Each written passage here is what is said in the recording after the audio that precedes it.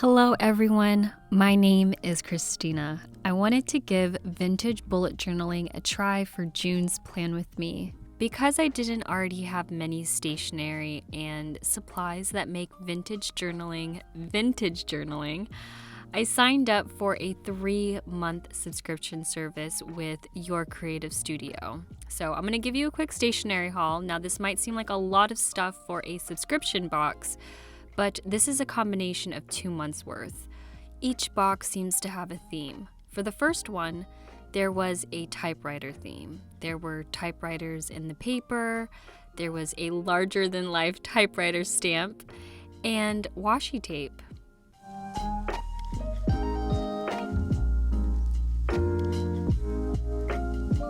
The theme of the second box was roses, and pretty much the same thing here. I got a new washi tape, super pretty, stickers, and paper as well. Layering seems to be a big thing in vintage bullet journaling, so each subscription box came with just random bunches of vintage-looking pieces of paper.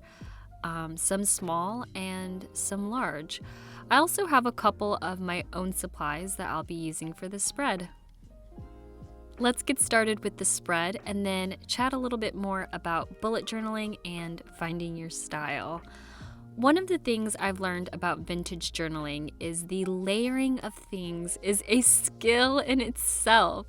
It's all about the details. When I watch vintage journaling videos on YouTube, it is done so effortlessly, like no planning whatsoever. They're just rummaging through their stationery collection and just picking things on a whim on how they're going to create their spread.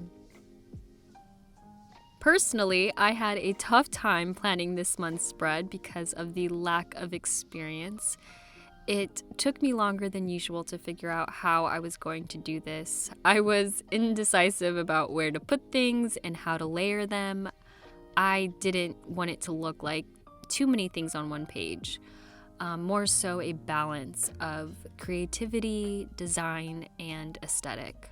When I finally had a plan of how I would layer things, if I deconstructed it in any way, maybe by accident or on purpose, I'd forget what I had planned on doing. So I took photos of my plans and then referenced that as I was shooting this video. So in case you want to venture into vintage bullet journaling, if you come up with ideas, make sure you take pictures of them so that you can remember them when you're actually putting it together. There was a lot of winging it too. Not everything was planned.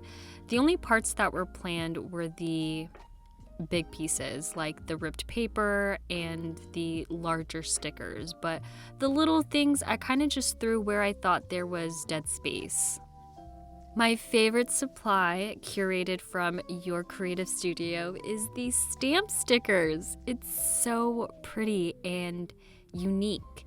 It does so much for the page, and I'm glad that there's a variety of colors, designs, and flowers in this pack of stickers so that I can use it for another spread. The quote I picked out for this month's quote page is by C.S. Lewis. What draws people to be friends is that they see the same truth. They share it.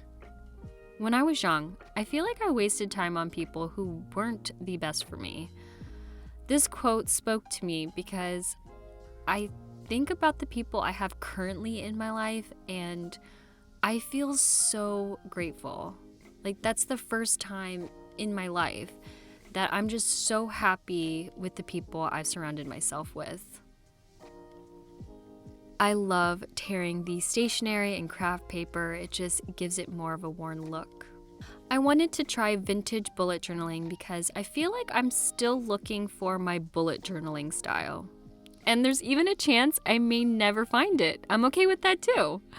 I'm one of those who get bored quickly and don't like repetition. I love experimenting with something new, whether it's a new art medium or a style, especially within my bullet journal.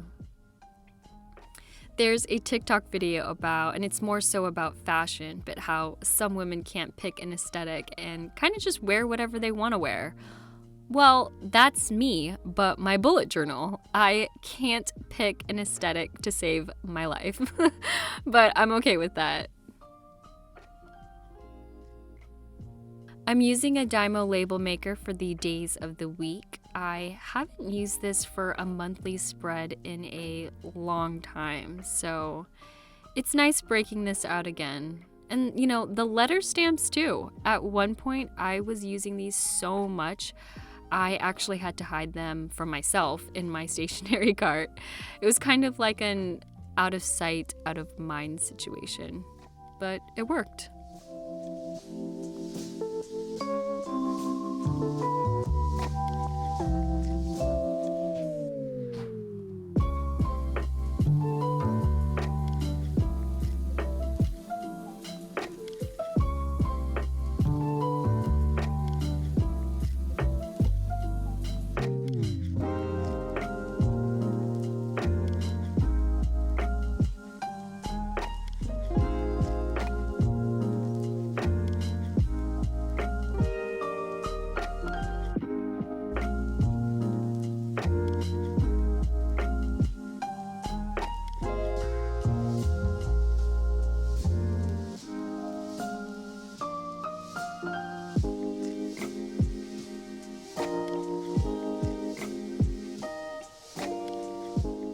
I found the perfect stationery for the habit tracker page.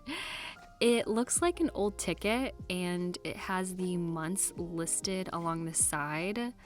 It's a minor detail, but perfect for this part of the spread. It just makes it extra special. Since I have so much going on, I decided to keep it simple with the goals page. I just ripped up one of the stationery pages and glued it towards the middle of the page, and then used the typewriter stamp to balance it all.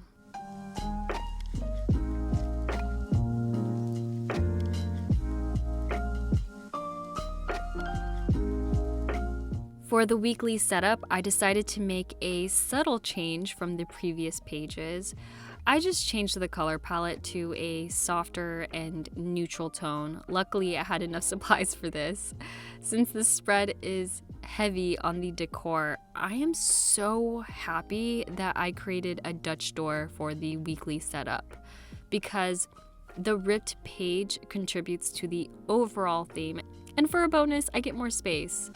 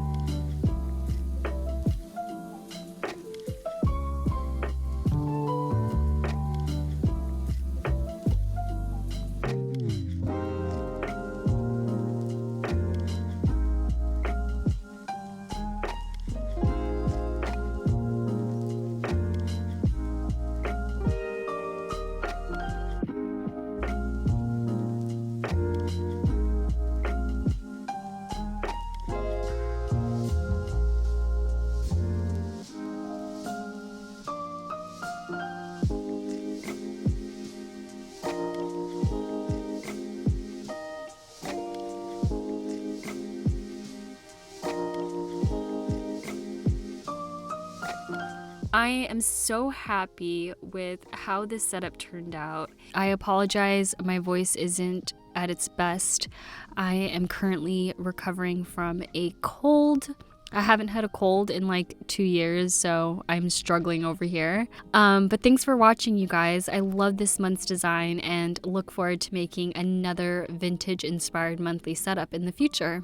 Before you head out, subscribe to the channel and click that notification bell. Thanks for listening to my scratchy voice, and I will see you guys in the next one. Bye.